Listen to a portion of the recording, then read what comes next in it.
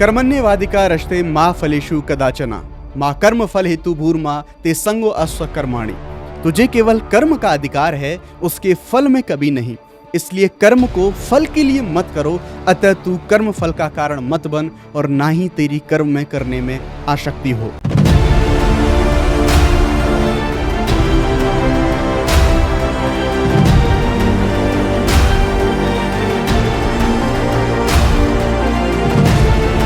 नमस्कार, मेरा नाम है Shubham Sisodia. Let's crack UPSC CSE Hindi पे आपका स्वागत है। पूरे भारत के लिए, मेरे लिए, आपके लिए, हम सब के लिए एक गर्व का क्षण है। जिस तरह से हम सब के लिए, इसी तरह से प्रधानमंत्री नरेंद्र मोदी जी के द्वारा भी, उनके द्वारा यही बोला गया कि ये भारत के लिए एक बड़ा गर्व का क्षण है। क्यों? क्योंकि यूनेस्को के द्वारा यहाँ पर भगवत गीता और नाट्य शास्त्र को यूनेस्को का जो memory of the world register है उसमें शामिल कराया गया। डेफिनेटली भगवत गीता जिसकी एक लेगेसी रही है, भगवत गीता एक ऐसा, जो हम कह सकते हैं, एक ऐसा पुराण, एक टेक्स्ट बुक के बारे में हम बात कर सकते हैं। इससे बढ़ के बहुत कुछ है, यानी कि मोटिवेशन, दर्शन, बहुत सारी चीज़ों में इसका इन्वॉल्वमेंट हमें देखने को मिलता है। अब इसको यहाँ पर शामिल करा गया है। दरअसल हम ये बात करेंगे कि ये जो यूनेस्को का memory of the world register है, ये क्या है, इसकी इंपॉर्टेंस क्या है। थोड़ा सा इंट्रोडक्शन हम यहाँ पर देखेंगे भगवत गीता का, और उसके साथ साथ नाट्य शास्त्र के बारे में भी। नाट्य शास्त्र काफ़ी ज़्यादा ज़रूरी है, कलाओं के बारे में, रंगमंच के बारे में, जिनको वो गाइड देता है, उनके बारे में सब बातचीत वहाँ पर लिखी होती है। तो ओवरऑल इस वीडियो में हम इन्हीं चीज़ों के बारे में बात यहाँ पर कर रहे होंगे। आगे बढ़ते हैं। आगे बढ़ेंगे तो हम यहाँ पर देखेंगे जो कुछ ज़रूरी सूचनाएं उनके बारे में। अनअकैडमी के द्वारा हमारे सभी यूपीएससी सीएसई के जो प्लस कोर्सेज हैं उन पर 60% का जो ऑफर है वो लाइव कर दिया गया है। साथ ही 12 महीने तक का जो एक्सटेंशन है वो भी यहाँ पर प्रोवाइड कराया जा रहा है। 2027 के लिए जो बैच है वो 19 अप्रैल से शुरू हो रहा है, और जो 2026 के लिए प्रारंभ यानी कि हिंदी का बैच है वो ऑलरेडी लाइव हो चुका है। आरंभ 2026 का ये आज शुरू होगा, और इग्नाइट ये भी लाइव हो चुका है। ध्यान रखिएगा, अगर आपको कोई भी मैक्सिमम डिस्काउंट चाहिए तो आपको डिस्काउंट के लिए SHUBH शुभ 50 ये कोड आपको यूज करना होगा, तो आप लोग मैक्सिमम डिस्काउंट प्राप्त कर सकते हैं। इस संडे को फ्री ऑफ कॉस्ट हमारा ऑल इंडिया जो प्रीलिम्स मॉक टेस्ट सीरीज है वो मॉक टेस्ट हो रहा है। इसमें आप सुबह 9:30 बजे और 2:30 बजे जो यूपीएससी की तर्ज पर, उसी पैटर्न पर आप प्रैक्टिस कर सकते हैं, क्वेश्चन को सॉल्व कर सकते हैं। और ₹1 में यूपीएससी की जो टेस्ट सीरीज है, जीएस और सीसेट, उसमें दोनों इन्वॉल्व हैं, उनका आप लाभ उठा सकते हैं अनअकैडमी ऐप पे जाके, प्लेटफॉर्म पे जाके। आइए बातचीत शुरू करते हैं। क्या है पूरा मामला, देख सकते हैं मोदी जी के द्वारा यहाँ पर जो ट्विटर पे यानी कि एक्स पे उनके द्वारा जो पोस्ट है वो पोस्ट यहाँ पे करा गया है। तो जो भागवत गीता, श्रीमद् भगवत गीता और भरत मुनि के द्वारा जो नाट्य शास्त्र जो रचा गया है, इन दोनों को अभी यूनेस्को का memory of the world register उसमें अंकित करा गया है। ये दरअसल एक ग्लोबल लेवल पर एक इनिशिएटिव है जो कि उत्कृष्ट मूल्य की दस्तावेजी विरासत है उसको संरक्षित करती है। मुझे तो लगता है शायद देर हो गई है, बहुत पहले इनको शामिल कर लिया जाना चाहिए था। भगवत गीता जैसी जो एक बढ़िया, जो बहुत लंबे समय से हमारी जो लेगेसी, जो विरासत चली आ रही है, और अगर वैल्यूज की बात करी जाए तो वैल्यूज के मामले में तो फिर भगवत गीता का खैर कहना ही क्या। इस उपलब्धि पर प्रतिक्रिया देते हुए प्रधानमंत्री मोदी जी ने सोशल मीडिया पर उनके द्वारा ये पोस्ट करा गया। आइए पढ़ते हैं किस तरह से उन्होंने अपनी भावना को व्यक्त किया ट्विटर पे। दुनिया भर में फैले हर भारतीय के लिए गर्व का क्षण है। यूनेस्को को memory of the world register में गीता और नाट्य शास्त्र को शामिल किया जाना हमारी शाश्वत बुद्धिमत्ता और समृद्ध संस्कृति, इनकी एक वैश्विक मान्यता है। गीता और नाट्य शास्त्र ने सदियों से सभ्यता और चेतना का पोषण किया है। उनकी अंतर्दृष्टि दुनिया को प्रेरित करती रहती है। तो डेफिनेटली हम सब के लिए एक जो गर्व का पल है। यहाँ पर जो मंत्री जी गजेंद्र सिंह शेखावत जी हैं, उनकी जो पोस्ट है यहाँ पर आप देख सकते हैं, नाट्य शास्त्र लिखा हुआ है, और इस तरह से जो किस तरह से भारत की इनको एंट्री को जो शामिल करा गया है, तो वो सारे जो इमेजेस हैं वो इमेजेस हम देख सकते हैं यहाँ पर। दरअसल यूनेस्को का जो memory of the world register है, इसमें उन जो महत्वपूर्ण यानी कि इंपॉर्टेंट जो हमारे ऐतिहासिक ग्रंथ होते हैं, पांडुलिपियां होती हैं, डॉक्यूमेंट्स होते हैं, उनको शामिल किया जाता है जिन्होंने पीढ़ियों से समाज को प्रभावित किया है। और जो भगवत गीता है वो तो एक ऐसी चीज़ है कि मोटिवेशन, स्पेशली जो यूपीएससी एस्पिरेंट्स हैं, या फिर जीवन में, नॉट ओनली यूपीएससी एस्पिरेंट, जीवन में संघर्ष करते हुए हर एक व्यक्ति का सहारा बनती है ये पुस्तक।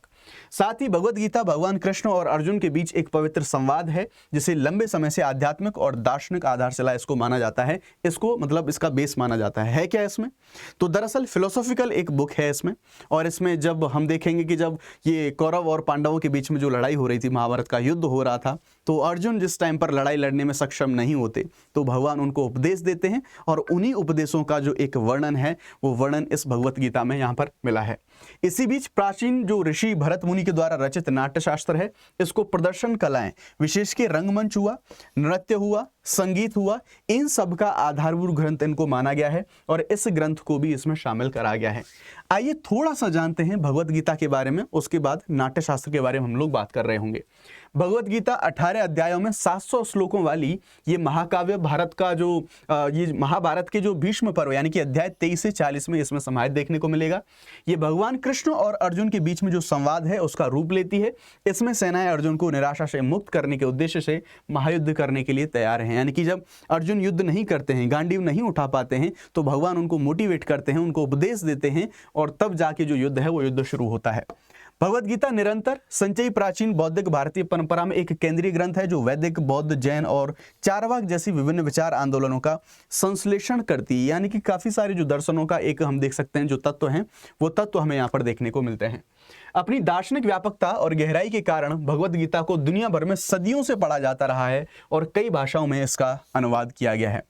बात जब अनुवाद की आती है, बात जब ट्रांसलेशन की आती है, तो यहाँ से यूपीएससी के साथ साथ वेरियस स्टेट पीसीएस एग्जाम्स हैं उनमें क्वेश्चंस बनते हैं और इसी तरह का क्वेश्चन मैं आपको दूंगा जो कि आपको कमेंट सेक्शन में उसका आंसर करना है। भगवत गीता के बारे में हमने थोड़ा सा जाना, अब हम बात कर लेते हैं दूसरी जो हमारा ये जो दूसरी रचना है नाट्यशास्त्र, जिसे भरत मुनि जी के द्वारा लिखा गया है, इसको भी शामिल करा गया है इसी सूची के अंदर। अब देखेंगे नाट्यशास्त्र के बारे में, तो भंडारकर ओरिएंटल रिसर्च इंस्टीट्यूट में ये संरक्षित और इसको माना जाता है कि ये ईसा पूर्व 2री शताब्दी के आसपास इसको कोड करा गया था, यानी संहिताबद्ध किया गया था। भरत मुनि का जो नाट्यशास्त्र है इसको नाट्य वेद का सार माना जाता है और नाट्य वेद प्रदर्शन कलाओं की एक मौखिक परंपरा है। इसमें 36,000 छंद हैं जिसे गंधर्व वेद के नाम से इसको जाना जाता है। अब जितनी भी कलाएं हैं, मान लीजिए नृत्य कला रही, रंगमंच जो परफॉर्म होते हैं वो रहे, तो उनको जब ट्रेनिंग देते हैं तो दरअसल ये एक ऐसा शास्त्र है जिसको पढ़ने से उसको जो कलाएं हैं उन कलाओं को पढ़ने से पहले इसको उन कलाओं को परफॉर्म करने से पहले इसको पढ़ना पड़ता है, इसको प्रैक्टिस करना पड़ता है। ये प्राचीन ग्रंथ अलग अलग कला रूपों के लिए एक विस्तृत रूपरेखा प्रदान करता है, बताता है सभी के बारे में। कोई रंगमंच है उसको तो डेफिनेटली जो आर्टिस्ट हैं उनके लिए एक मस्ट होता है इसको पढ़ना। इसमें नाट्य यानी कि नाटक जो ड्रामा होते हैं वो, अभिनय यानी कि एक्टिंग, अगर कोई भी एक्टिंग करने का कोई इंटरेस्टेड है तो डेफिनेटली उसका ज्ञान होना जरूरी है। रस यानी कि सौंदर्यात्मक जो सार हैं वो, भावना और संगीत, ये सभी इसमें शामिल हैं। सभी का एक आधार है नाट्यशास्त्र, तो इसको भी जो है शामिल करा गया है। ये भारतीय रंगमंच रहा, काव्य शास्त्र रहा, सौंदर्य शास्त्र रहा, नृत्य और संगीत के लिए एक आधारभूत मार्गदर्शिका के रूप में कार्य करता है, यानी कि उनको गाइड करता है। जब वो अपनी कला को परफॉर्म कर रहे होते हैं तो उनके गाइडेंस में एक बड़ी भूमिका, दरअसल एक जो बेसिक है वो बेसिक यहीं से निकल के आता है इनका। नाट्यशास्त्र में सबसे महत्वपूर्ण घोषणाओं में से एक भरत मुनि का कथन है कि रस के बिना कोई अर्थ विकसित नहीं हो सकता, एक कलातीत अंतर्दृष्टि जो वैश्विक साहित्य और कला को प्रभावित करती रहती है, ऐसा यहाँ पर लिखा हुआ। अब जब बात श्रीमद् भगवत गीता के बारे में होगी तो डेफिनेटली यहाँ से एक जो क्वेश्चन है वो क्वेश्चन भी आप लोगों के लिए एक फ्रेम होगा। क्वेश्चन काफी ज्यादा बार पूछा जाता है भगवत गीता का अंग्रेजी में अनुवाद को लेके। तो क्वेश्चन आपके सामने है कि भगवत गीता का अंग्रेजी में पहला ज्ञात अनुवाद किसके द्वारा किया गया था? Option A William Jones, option B Charles Wilkinson, option C Max Muller, option D James Prinsep. इसका जो राइट आंसर है वो आप लोगों को मुझे कमेंट सेक्शन के अंदर बताना है। होपफुली वीडियो आपको अच्छा लगा होगा। एक खुशखबरी थी, एक गर्व का पल था मेरे लिए, आपके लिए, हम सब के लिए। तो आप अपना ओपिनियन बता सकते हैं और जो क्वेश्चन है उस क्वेश्चन का आंसर तो आप सभी लोगों को कमेंट सेक्शन में देना ही है।